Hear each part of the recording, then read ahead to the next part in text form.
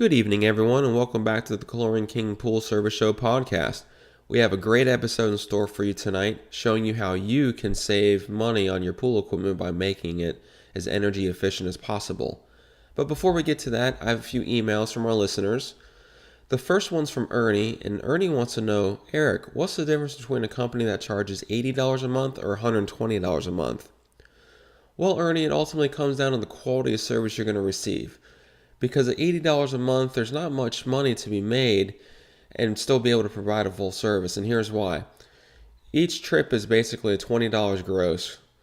So that's before any gas, any chemicals, any taxes they pay, if any insurances, or any time that they spend at your pool. At the end of the day, they're going to be walking away with maybe $10 or $12 per trip net. So in order to, make a lot of money and get ahead, they need to do 20 or 30 pools a day. Well, it's virtually impossible to do a full service and do 20 or 30 pools a day. So what does that mean? That means that they're going to skimp on the service they give each customer to get through the day. Whereas someone that charges $120 a month really does have the time because they don't have to do as many pools as the guy charging $80 a month to make money. So they really have the time to go through your equipment, make sure everything's running properly, to make sure your baskets are empty, to really do a full service and take the time to really test your pool and add the chemicals as needed. That's where that phrase, cheap work isn't good and good work isn't cheap, really rings true in the pool service business, because it would behoove you to hire someone that does quality work. They're going to be a little more expensive, but at the end of the day, it's going to be better for you and your pool. So hopefully that answers your question, Ernie. The next question is from Todd, and Todd asks, Eric, my creepy's not working right. What's going on? Well, Todd, I'm assuming it's a suction side cleaner. That's the most popular style of cleaner we have here in this area. And the first thing I will look at is your filter. Suction side cleaners are completely dependent on how well they function off how clean the filter is. So if it's really dirty, the pressure's really high, that cleaner is probably not going to be working properly. So the first thing I would do is clean the filter. If it's a cartridge, take it out and clean it. If it's a sand or DE filter, go ahead and backwash it and recharge it if it's a DE filter to get the pressure as low as possible, because that will allow the cleaner to work better. That's the first place I would look. The next place I would look is your valves. Each cleaner, when you buy it, should have come with a suction pressure gauge that basically you can monitor how much suction you're giving the cleaner, because each cleaner runs off a specific range of pressure. So each cleaner will have a range for itself that you need to get the suction in to make it work properly. So that's the first thing I would do. I would open up the vacuum valve all the way and manipulate the main drain and skimmer lines until you get the desired suction pressure. I would err more on closing the main drain off more, because that way the cleaner doesn't get stuck on it from the main drain trying to suck it down. And B, it's just the cleaner is basically a mobile main drain anyways, so you don't need to have the main drain on full blast. So take a look at those things, and if you still need help, don't hesitate to give us a call or email us, and we'll come out and take a look for you. Our guest tonight is Fred Horowitz from Pentair, and Fred and I are going to talk about energy efficiency with your pool equipment and why it's so important to make sure that your pool equipment is energy efficient. At the end of the day, if it's not, you're going to be wasting tons of money to run that equipment. The pool pump's the second largest energy consumer in the household, so if that's really old and rickety and not as energy efficient as the pumps today, you're literally throwing money away. Stay tuned, and Fred and I have some great information in store for you. So I'm excited to have here on the line Fred Horowitz from Pentair. How you doing today, Fred? Doing good. Thanks, Eric. Awesome. Well, we're excited to have you here on the podcast. So why don't we go ahead and introduce yourself and how you got in the business? Well, I work for Pentair Aquatics. I got into the swimming pool industry in 1992. I was making some career decisions back then, and I knew some people who were in the industry, and they always found it to be rewarding and fulfilling place to be. So I kind of joined in. Awesome. Well, that's good to know. The topic tonight is energy efficiency, and I figured I would want to talk to you because Pentair has a very renowned history for energy efficiency. So the first question is, what is energy efficiency? Well, I would say that it's trying to get the most out of an appliance with the least amount of cost. Okay, so that's just across the board for any appliance, not just pool equipment. Yeah, I kind of consider pool equipment to be on par with anybody's major home appliances that they've got in their house. These are electrical devices that have to run every day or every other day and do a job and keep clothes clean, dishes clean, and keep your pool clean as well. Yeah, and we talked a little bit before. Your company Pentair actually has had the. Explain to me the energy efficient award you guys have won 4 years in a row. You're talking about. Yeah, there's what's called the Energy Star rating. Mm-hmm. And Energy Star is a program that is overseen by the EPA, and it's actually above them. It's run by the Department of Energy. And the Energy Star program involves around 16,000 manufacturers around the world that make something that has energy efficient value to it. And inside that program, products are submitted to testing agencies, and they're tested for their effectiveness compared to other devices of the same category by other manufacturers. Mm-hmm. And Energy Star rating is given. So in 2014, Pentair was awarded Energy Star Partner of the Year. And then in 2015, Pentair became the first company in the program's history to be awarded that Partner of the Year 2 years in a row. And then in 2016, we won it for a third year in a row. And then earlier this year, we were named it for a fourth year in a row. So Pentair, as a company, is pretty proud. That's awesome. Yeah, that goes a long way to speak about how efficient your guys' equipment is. Yeah, we take a lot of time and effort in every category that we've got to advance the cause of efficiency, effectiveness, longevity, and we're making some pretty good headway across the board, across the catalog, in all kinds of categories to keep things getting more and more efficient as time goes on and as technology allows. Awesome. Well, let's dive a little bit more into it. So, for a homeowner, why is it so important to be energy efficient? Well, naturally, you want to save as much as you can on your electric bill. Compared to other major home appliances, your pool pump can actually be a pretty big portion of your monthly electric bill. In fact, your air conditioner is always going to be number one on the list. Mm-hmm. But number two, if you ask the average pool owner or just average homeowner what the number two device is in the house, they may say the dryer, water heater, those kinds of things. But in fact, if you own a pool, your pool pump is the number two energy consumer in your house. And it actually can be as much as all of your appliances combined. Wow. So having an energy efficient pool pump can have a very large effect on your monthly electric bill. So whatever you can do in the pool and around the house as time goes on to reduce your bill by taking advantage of modern technology, you should do it. Now, it might mean that those appliances, devices, pumps, light bulbs might cost a little more. And generally speaking, the greener something is, the more expensive it can be. Mm-hmm. But it is an investment over time. And generally speaking, these kinds of new technology devices last longer than conventional ones. So it's a good investment to get into.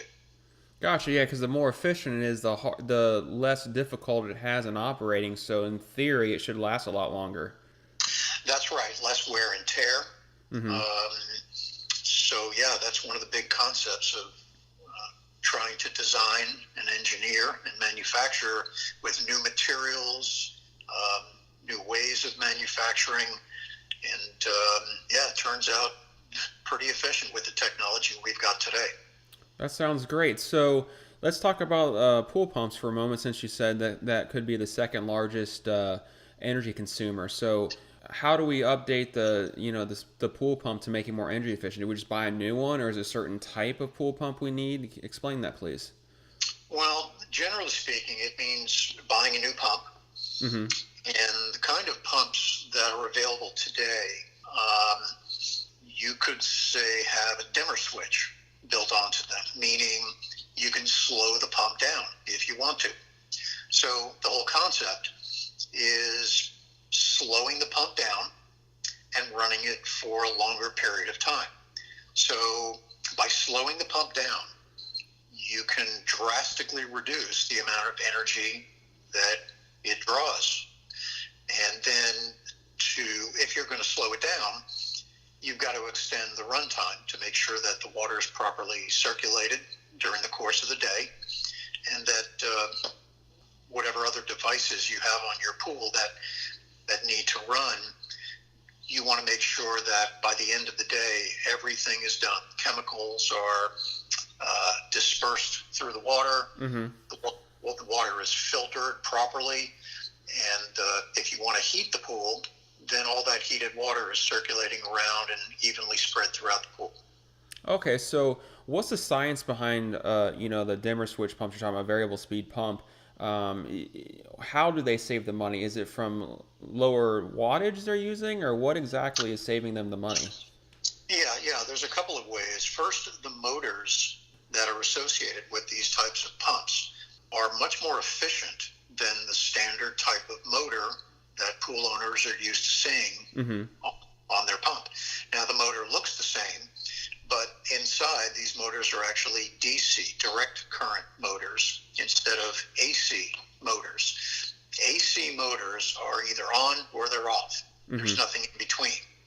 So whatever pool pump your pool builder specified for your pool, whatever horsepower that might be, you're stuck. That pump is either on or it's off. Mm-hmm.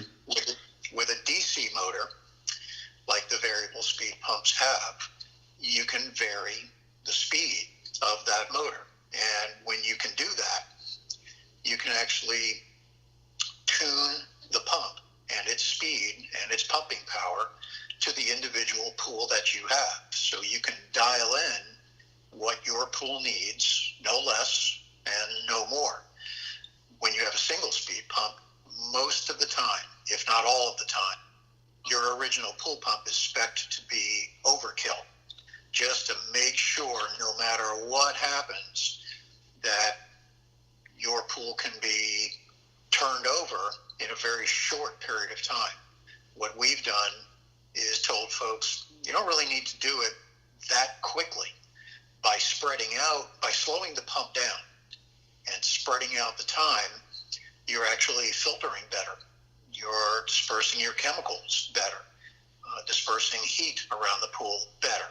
So there's no real time frame that you have to run a pump other than accomplishing good chemistry, good circulation. So that's what we've done with this pump, is slowed it down, requiring less energy, less wear and tear. And as a great benefit, it's much quieter as well when you do that. Mm-hmm. So your neighbors are going to love you. And by the end of the day, we can accomplish the exact same effectiveness as any single speed pool pump at literally a fraction of the cost. So that's great. That literally takes the guessing game out of how long you need to run the pump in order to turn the water over. In the industry, we want around 1 time to 1.5 time turnover for a day. And putting in some calculations into a formula, you can really dial in exactly how long you need to run this pump and at what speed to get the water turnover. And that's a huge part, because that's where you save all the energy. Yeah, it's important to have a pool professional in charge of your pool to help do those calculations, mm-hmm. set those speeds, and set up the parameters for the pump. So yeah, it's important to have someone who knows pools to help with that, and it's very well worth the investment. And that's where it ties into what we talked about earlier as well, because it's running at a much lower speed and not full throttle all the time. That pump's going to last a lot longer too. Yeah, exactly. Less wear and tear, mm-hmm. Almost as if the it's almost the difference between driving your car at full tilt and going as fast as you can for a certain period of time and basically being the rabbit, or if you want to be the hare, well, that's fine. You can still get to the finish line, but, it takes less energy. You feel refreshed when you get to the finish line, and, you get to last longer.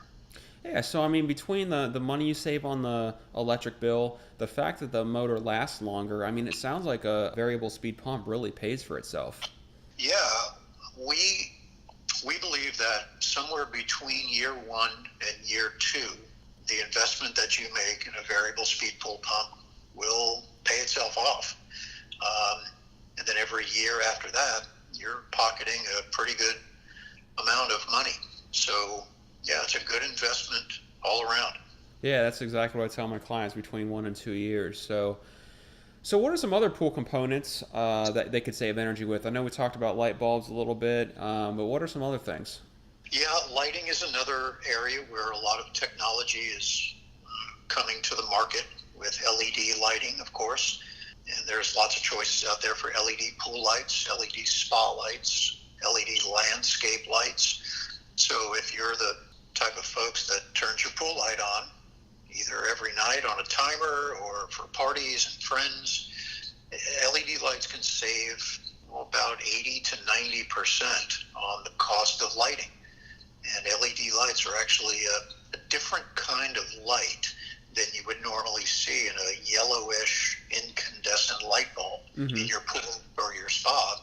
But you don't realize that until you get an LED light fixture in there, and then it's like, wow, it's pure white. You can also find alternatives with pool and spa lights that change colors. So you can have red and green and blue and all kinds of color changing modes to pick from. And again, just like with the pump, they're taking less energy. LEDs have a much longer lifespan. So those are also a good deal and a good investment. Also, there are several ways to heat your pool. And that technology is also getting more and more efficient as time goes on and as technology allows. Gas heaters can burn gas much more efficiently now. Electric heat pumps are about at the peak of the laws of physics these days and can turn $1 of electricity into $4, $5, $6 worth of heat. So those are all also very good investments. So if you want to heat the pool, definitely look into options for gas heaters that are very efficient these days and heat pumps that are also very efficient. Awesome. Well, that's really a lot of good information, Fred. So if you had to sum all this up for a customer and what's it all mean for them, what would you say? How would you explain it to them? Well, there's two schools of thought, I would say. First is, if you're in a position to have to repair a piece of pool equipment, take a hard look at how old your item is and whether it's worth fixing, because what you'd be doing basically is just perpetuating the same inefficient device or appliance. So the older something is, the less efficient it's probably going to be, and it's going to cost a bunch of money. So at that point, you may want to think about, instead of repairing something, just cutting your losses and applying that money towards something new that's modern, new, and super energy efficient. The other school of thought is to just stop the madness and cut out whatever the least efficient devices are on the pool, because you're kind of throwing bad money or good money rather, down the drain. And invest in something that, from day one is going to start paying for itself, and then in fact paying possibly for other equipment on your pad. With all the savings, you can slowly upgrade everything on your equipment pad over a relatively short period of years, just by using the pool pump as a tool to do that. Okay, so one last question. if you had to put in a list, a chart for the greatest savings to the least savings, if someone's going to start replacing existing equipment, where it sounds like pump would be the number one most, it would make the biggest change. But what about the other components? Well, I would say after the pump is probably the source of heat. Okay. So if you're heating your pool, and of course here in Florida, we're talking only about heating for a few months out of the year. We've got so much sunshine and heat these days that you're not really having to run your heater during the months that we're in right now. But if you want to extend your season, a couple of months in the beginning of the summer, a couple of months after the summer, then to try to find the most efficient way to heat with the modern devices that are out there. So the older your heater is, whether it's a gas heater or an electric heat pump, probably it's not nearly as efficient as what's available on the market today. Awesome. Well, thank you so much for that info, Fred, and the insight. It's definitely something worth looking into if a customer's looking into upgrade their equipment. So I really appreciate your time, and looking forward to talking to you in the future. No, it's my pleasure, Eric. Thanks for having me. Hey, no problem, Fred. Take care. You too. All right, bye-bye. Bye now. So again, that's Fred Horowitz from Pentair. I really enjoy talking with Fred. I call him a lot, and he always answers, always willing to help, and has tons of information. I always learn something from when I speak with him, and I hope you guys learned something tonight too. You can see why it's so important to make sure that the pool equipment is as efficient as possible, because if not, you're literally just throwing money away. So if you're not sure if your equipment's efficient, have a local pool company come out and take a look and see what they can do to make your equipment as efficient as possible. Just whatever you do, make sure they're a licensed contractor, because that way you can ensure you're getting good money or good work for your money. They're licensed and insured and all that stuff. So that concludes this episode. Hopefully you guys learned a lot. I know I certainly did from Fred. And stay tuned for next week. We have an awesome guest. Her name's Andrea, and we're going to talk about women in the industry. So stay tuned for that one. That's definitely going to be a great episode. Have a great night, everyone.